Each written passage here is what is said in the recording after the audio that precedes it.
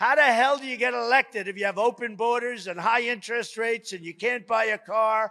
And if you do buy a car, they want you to buy an electric car, which doesn't go very far. And the United Auto Workers, this guy, Sean Fain, what the contract that he entered in, you know, all those cars are going to be made in China within 3 years. I hope they know that. The auto workers are all, I think the auto workers, I met a couple of them back. Raise your hand if you're, there is one guy right there. Do you agree with me? He sold you out. I had a guy, he had the strongest build I've ever seen. I said, I'd love a body like that. Where is that guy? Where is that? Right there's one. These guys are so, you're lifting, you know, a lot of stuff. You got to, by nature. And then they go and work out after work. I mean, explain that one. But no, I met a lot of the auto workers backstage, and they're great people, but they're being sold out. We're going to bring auto workers back to the country. We're going to have all sorts. You want electric, you want a hybrid. We're bringing everything back. You can have your choice. The problem is electric doesn't go very far, you know? You're driving along and you're petrified. Oh, my, I'm going to front. They say, next charging booth, 93 miles. Go west, 93 miles. The whole thing is crazy. And, you know, if we built all the charging booths that are necessary, our country would go bankrupt. You know that, Pete? The country, it would cost like $3 trillion, more money.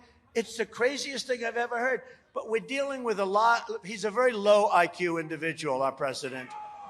I would be willing to bet that Joe Biden, of all the presidents, we've had a lot of them, he is the lowest IQ individual of any president ever, ever.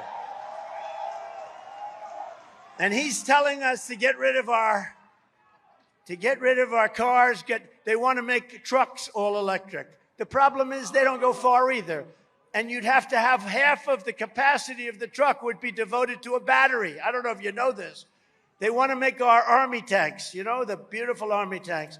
They want to make them into all electric. So that it was, as we enter a country to obliterate it, at least we give them nice, clean air, beautiful air to breathe as we obliterate them. Crooked Joe has ordered a hit job on Michigan manufacturing with his insane electric vehicle mandate. Do the auto workers here, of which we have a lot, do you agree with that? There's the guy. Come on up here. Come here. Come here.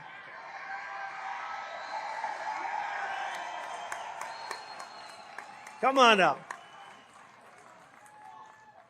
This never works out. You know that, right? That's okay. No, I like this guy. I met him backstage. He's great.